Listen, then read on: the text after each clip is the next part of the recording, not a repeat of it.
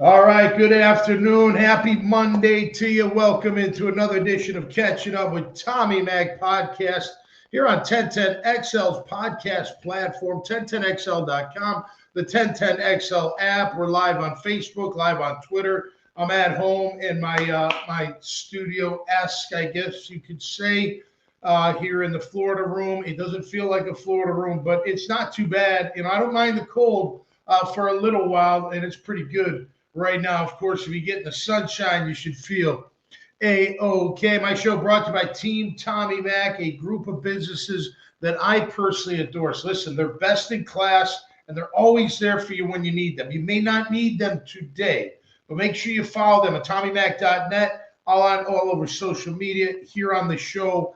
And when you do need their services, they are there for you at your beck and call. A lot to get into. Super Bowl 60 week is here. How about it, man? What a season it's been. What a good ride here locally, and just how fast it goes, right? It's amazing. Like when the Jags lost to Buffalo, it's like, poof, there it goes. Come Sunday, this Sunday coming up, at the end of the game, you're going to be like, poof, there it goes. There goes another season. But the great thing about the NFL is we keep rolling. I mean, the Senior Bowl just happened. The Combine will be forthcoming. Free agency will be forthcoming. The start of the new year will be forthcoming. Next thing you know, we're in the thick of it once again, and it's absolutely a fantastic thing. I love the Super Bowl. I do. I always have. I just always gotten into it. We got into it as kids. We always had Super Bowl parties. Our parents did. We were all into it. It was absolutely fantastic. When the Bears won in '85, my sophomore year in high school, it was absolutely incredible. It was absolutely incredible. And then almost getting there twice, when with the Jags, it's just a great thing. It's great. Everything's great about it, and it should be a good game. Seattle favored by 4.5 right now. I tell you what, I think I'm taking the points, man. I think the Pats are gonna. Their defense, when I tell you their stats, how their defense has been playing, granted, weather, different things you got to factor in, and they've played 3 games compared to Seattle's 2. But their defense, Patriots defense, is playing some of the best football that they played all year, and better than Seattle, believe it or not. We'll take a look at the Senior Bowl a little bit, some standouts on that D-line, on the edge and inside. Can we get to them? I was thinking about that this morning, right? Right? Everyone says that these days, right? Yeah, you're right. James Gladstone, our GM here in town, he after he made the move for Travis Hunter, he's like, look, it's bold. We're going to be bold. We're going to be bold. And I'm sitting there going, okay, how do you be bold again? How do you be bold again in back-to-back years? Is it packaging a couple of guys and getting up into that first round? Is it packaging a couple starters, maybe a draft pick, to go after somebody that's elite at a certain position? What's going to be the bold move? Now, they don't have to be bold. I'm not saying that I got to do a bold move every freaking year. I don't mean that at all. But I wonder what it's going to be. I like it. I like the aggressiveness. What do we need? I think I know what we need. I do. I think we need interior pass rush. We need to keep Devin Lloyd if we can. And we need to maybe add a little to the O-line, but not much. Maybe another weapon, another tight end that can get down the field a little bit and balance out Brenton Strange, who we all love. You don't necessarily need, another threat down the field. You're hoping that Brian Thomas is going to be there. Turn that back on. And, if he's going to, develop into that threat that we need him to be, or do we got to find somebody, or is he part of the deal, of the packaging? I wouldn't let him go. I think year 3, this is the year for him to make or break. And I think he's got plenty of talent, but we'll talk about that. We'll talk about these coaches getting hired. Interesting. I think it's 6 offensive-minded to 5 defensive-minded type coaches, or 5 to 5, because there's only 10 spots, dummy, so it can't be 6 and 5. But nonetheless, we'll talk about that. I also want to look at Seattle and the Patriots' skill positions on offense, or offensive weapons. Who's got the lead? going into Super Bowl 60? Which one would you rather have? And maybe you can pick and choose too, right? I mean, Jackson Smith, the Jigba, man, he's number one on everybody's list, right? If you could have him on your team, you'd take him in a heartbeat. No question, right? Yeah, you would. We all would. But we'll talk about that too. The quarterbacks, got a young guy, got an older guy. Both had great years. Good afternoon, Robert. Both a little bit different in the playoffs. I mean, there's been a lot of struggles in the playoffs for Drake May and the offense of the Pats.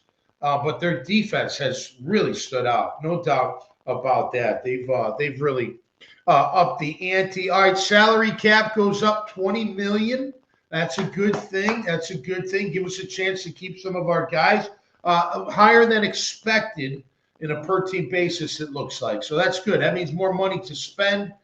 You can fit it in. You can clean some things up. You still got to make moves. You still got to, either restructure or wait to June 1 or whatever the case may be. I did see something. I'm trying to remember where it was from this morning about doing something with Devon Hamilton. The only thing you do with Devon Hamilton is restructure his number. I think he's got an $8 million cap number. Give him a bunch of money up front, redo it, maybe extend him a year. He deserved it. I mean, he deserves it. He earned it, man. I'm not looking for another nose tackle. And there are some nose tackles in the draft that they're talking highly of, but I don't need a nose tackle on this team. I need another 3 technique.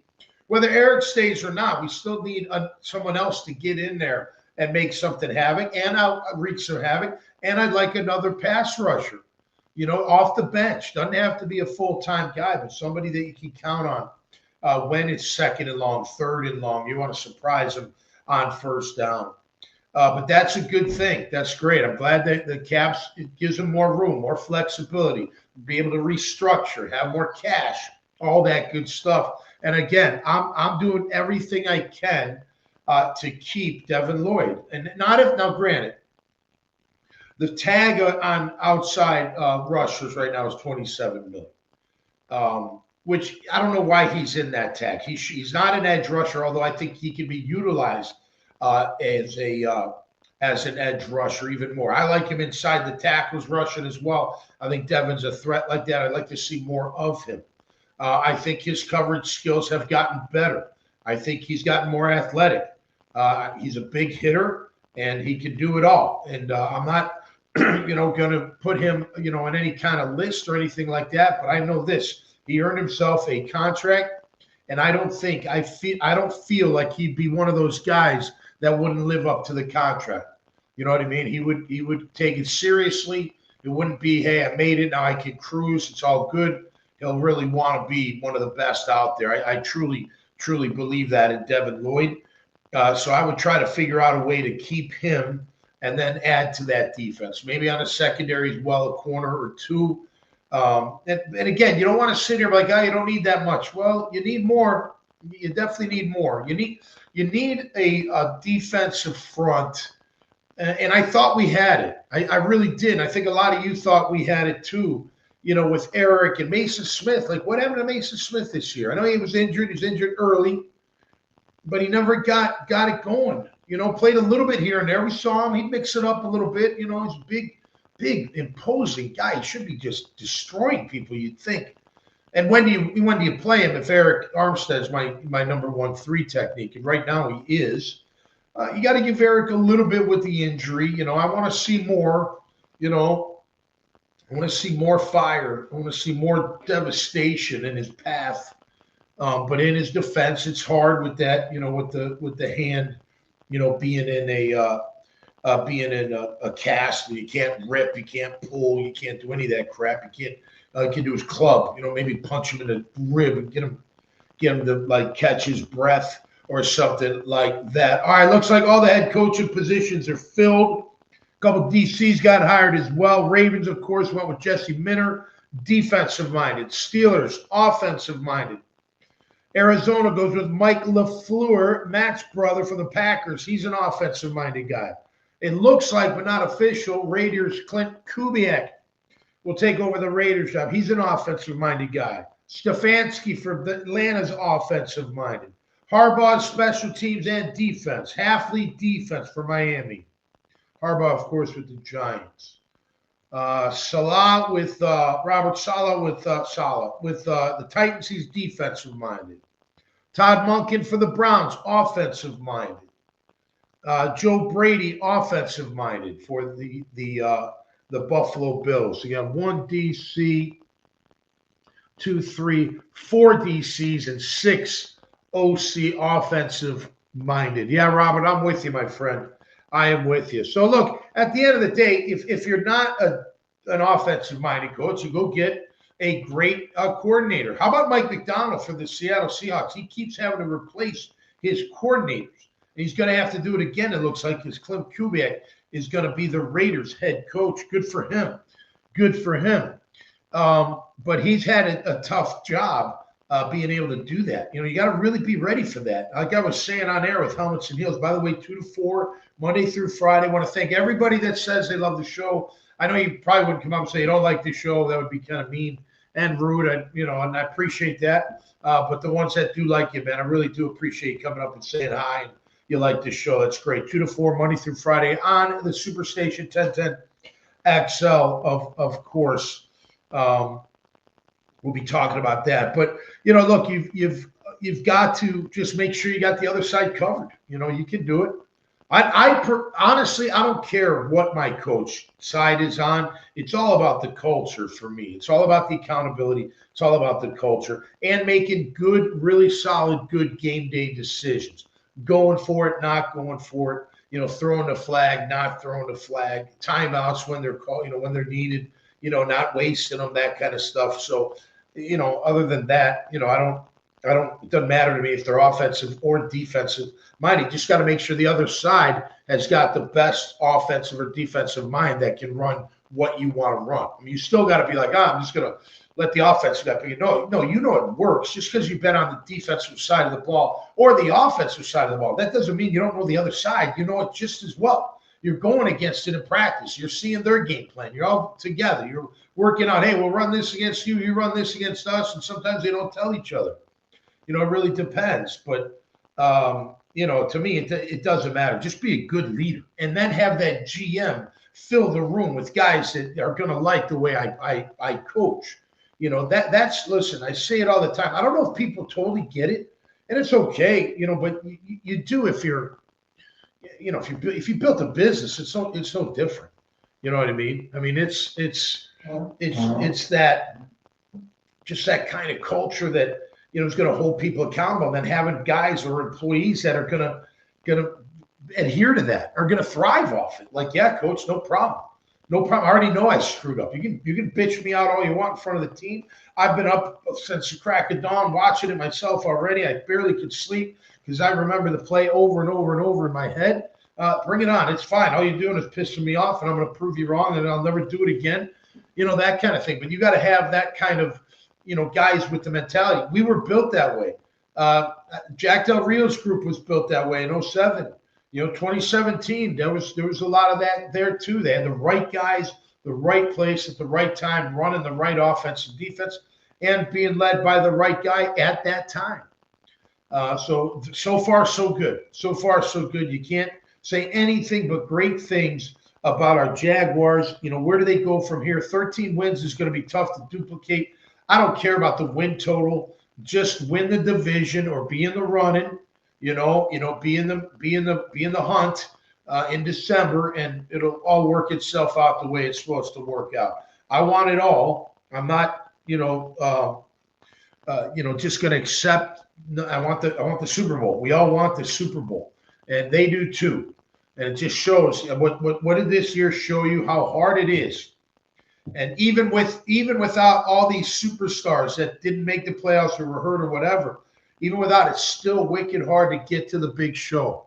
Everything's got to go your way. You can't make mistakes. You can't have turnovers. You can't muff a punt. You just can't do stuff like that. You got to, and part of it's luck.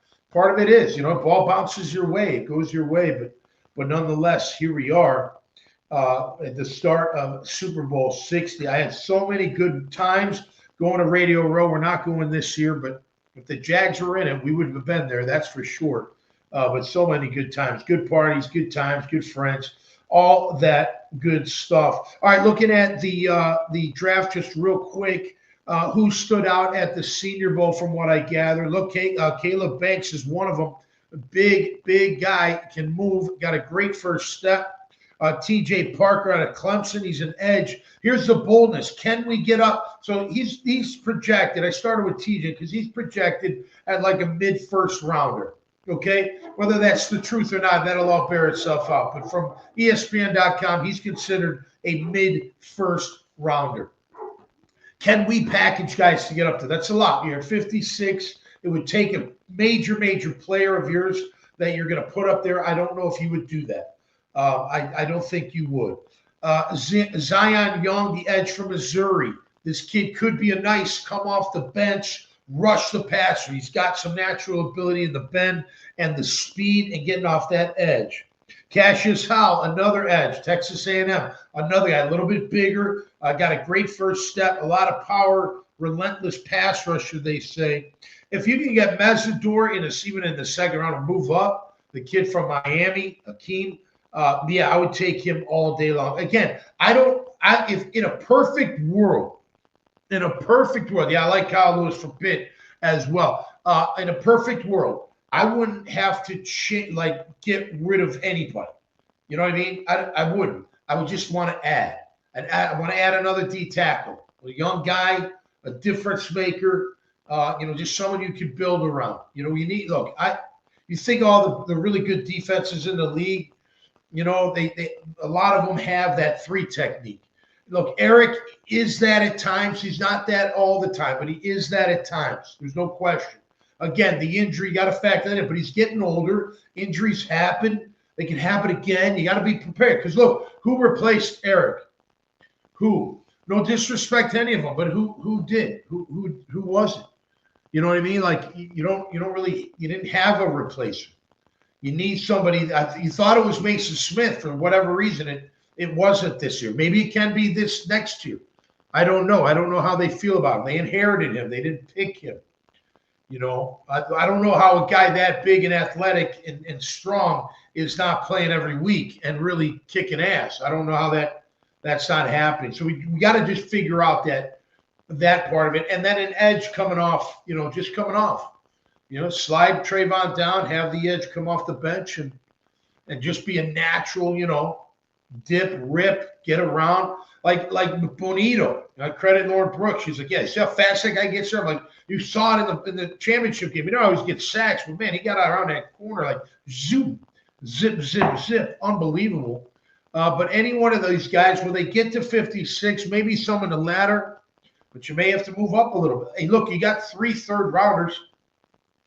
What would that take? Could you package a second and a third and move up in the second? Get closer to that first-round cutoff. Look, second and third rounders are supposed to be the really good football players. There's some in the first round, but they get picked because of what they think they're going to do, right? Like, oh, well, look how fast he is and tall and whatever. He can do this. He can do that. He scored 17 touchdowns in college. He's, all that stuff, which we know doesn't always translate into big-time production. Typically, your second and third rounders, now you can beat me up with the Jags and their picks over the years. Not all of them, some, but you're good football players. They're just not first rounders because what? Maybe they had an injury. Maybe they got a little attitude. Maybe they're a half step slow in the 40. Maybe they didn't jump as high. Maybe they didn't bench as whatever. Their arms are too short. Whatever. You're not a first rounder, but you're still a really good football player. I look at a guy like Braden Fisk for the Rams, not FSU. That kid on the interior, that's a ball player. That's a ball player. He should be a first rounder, should have been a first rounder. If he could have redrafted him, he probably would make him one.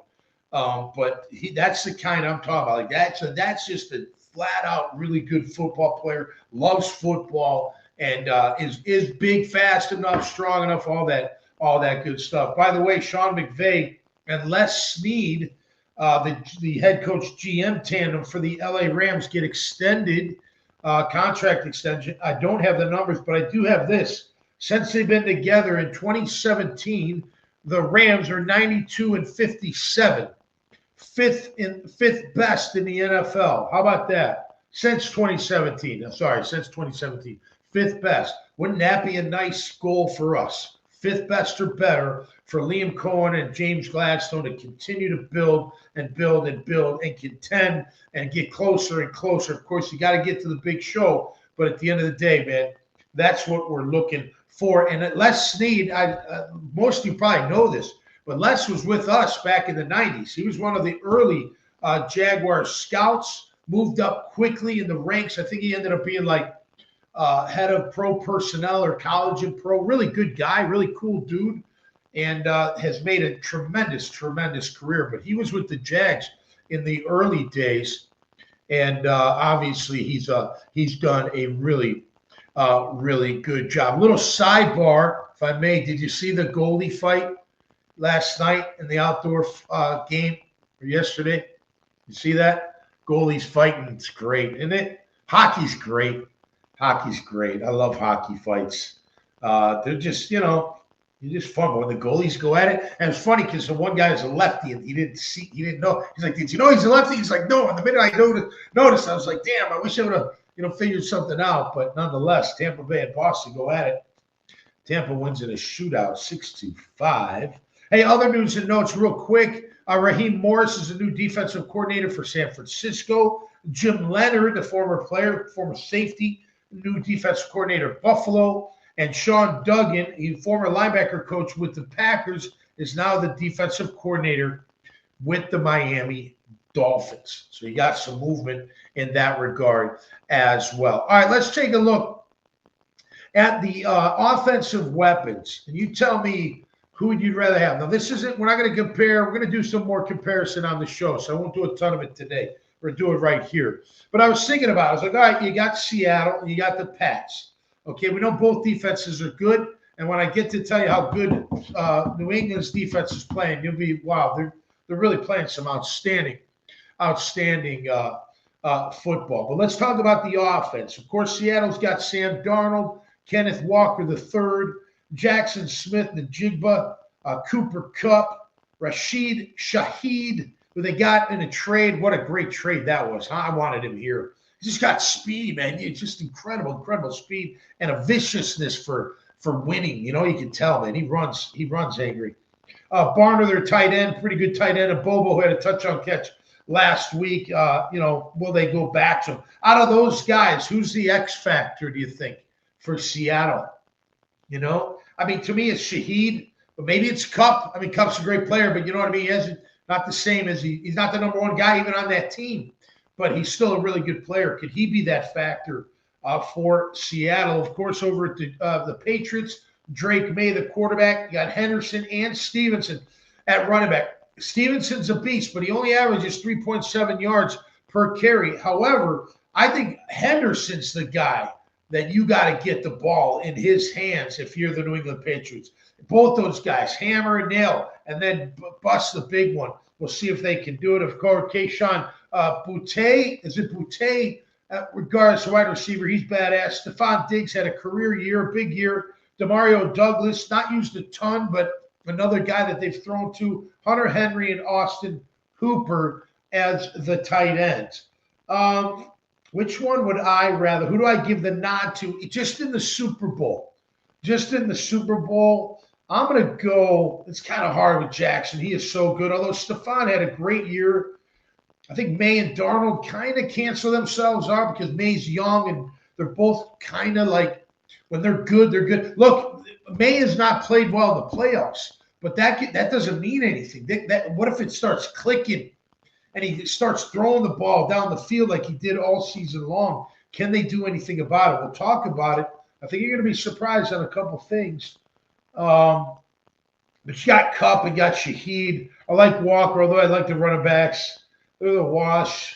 I'll probably go Seattle, but pretty damn close. The two tight ends make it even closer with Hooper and Henry. Not crazy production, but good players that can, maybe step up in the big game. Who are the guys that step up? That's exciting stuff. That's real exciting. I wish we played it. I wish I played in the Super Bowl. I was so close. But nonetheless, we'll be watching. It'll be a great time. We're going to get into the total team stats for Super Bowl 60, brought to you by Team Tommy Mac. Before I do, just a nice shout out.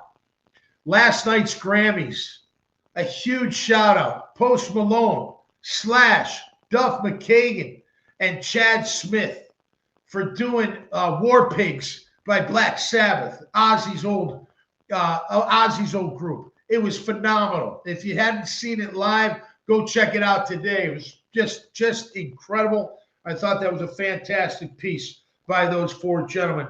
No doubt about it. All right, Total Team Stats brought to you by Team Tommy Mac. Check them out at TommyMac.net. Freedom Finance for all your fractional CFO. Carbon Man Flooring for all your flooring. Everything in between, from getting out of jail, from getting the best attorney law firm you can handle in personal injuries with Morgan & Morgan.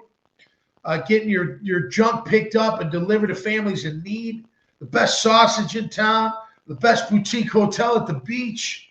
The best hot sauces. The best commercial real estate firm. Best Allstate agency. The best technology school and Code Ninjas.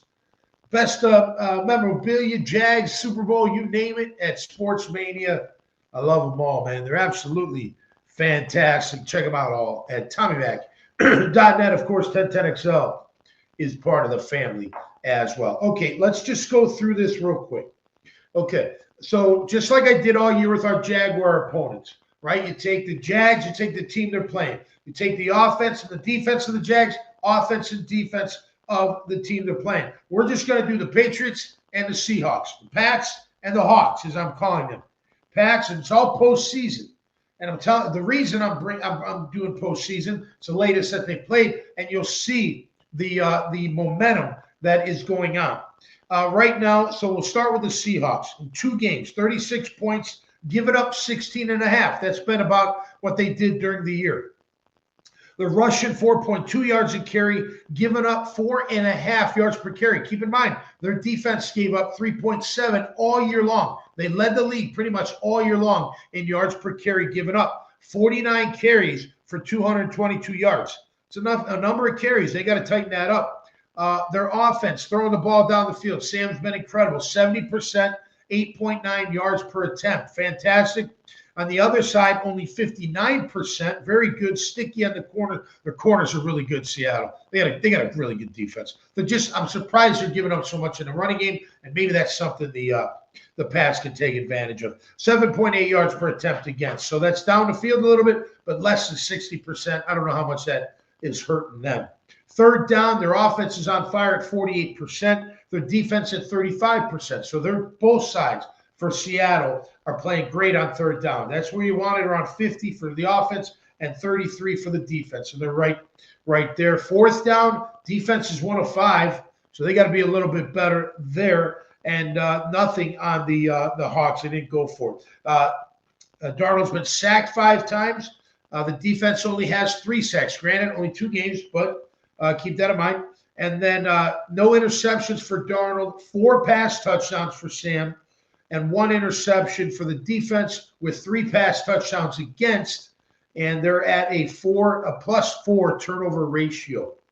Sam Darnold led the league in turnovers in the regular season. Did you know that? With 20, 14 picks and 6 fumbles. He's had 0 in the playoffs. 0. So although when I tell you about the defense for the Pats playing well, he's playing pretty darn well.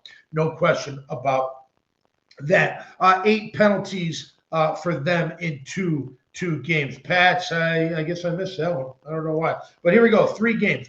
Points, only averaging 18 points a game. That's down for them. Defense, 8.7 given up. Granted, you got to keep in play the weather from a week ago or 2 weeks ago. It's curved. There's no doubt about that. Running the football, averaging 3.8 from Rahandre Stevenson, 4.0 overall. Drake May's a big part of that. Drake May's going to have to run. Drake May is going to have to run. Yeah, Robert, you're right. He is. He could fumble the game. No doubt about it. He's had plenty. Their defense, how about this? New England's defense giving up 3.1 yards per carry. 68 carries for 214 yards. So 20 more carries, 8 yards less than Seattle's defense. That says something. All right, yards per attempt. Drake's at 6.9 at 55.8. Again, not performing well. The defense, 4.6. A lot of that's just because Stidham and the weather. What are you going to do? What are you going to do? But 51.3%. Third down, offense is terrible for New England at 30%, 30.23. Defense is very good at 29.27. Wicked good on defense. No pun intended, but kind of. Fourth down, 3 out of 4 for the offense. So they do go for it as opposed to the Hawks that don't. And 2 out of 6, 1 out of 3, 33% for the defense. So how about this? The offense has given up 15 sacks, the offensive line, in 3 games. The defense has 12. That's number 1 in the league in the playoffs. They have 12. So can that be a difference? Can their defense get to Sam Darnold? And can the Seahawks defense get to Drake May? I think they can. We'll see what happens. 2 picks for May, 5 picks for the defense. May's thrown for 4 pass touchdowns, and the defense has given up 2. So the defense for New England playing outstanding right now. Outstanding football. So that's they might be hitting their peak. Offensively, it's going to be tough to stop the Seahawks, but we'll see, man. I'm not ready to give my pick. I'll do it later in the week. I will say this: I'd take the points in the Pats right now all day long. I would. I'm not always right, so don't go by me. But I think with those points, they're going to have a good chance to win that bet. Anyway, will they win it outright? We will find out later in the week. I want to thank you all for tuning in to Catching Up with Tommy Mack here on 1010XL's podcast platform. I got to get in the car and head towards the station and get ready for Helmets and Heels 2 to 4, Monday through Friday now, all throughout the week with Lauren Brooks and Taylor Dahl on 1010XL 92.5 FM. Big thanks to Team Tommy Mack. Big thanks to you. Peace and love. We'll see you next time right here on Catching Up with Tommy Mack.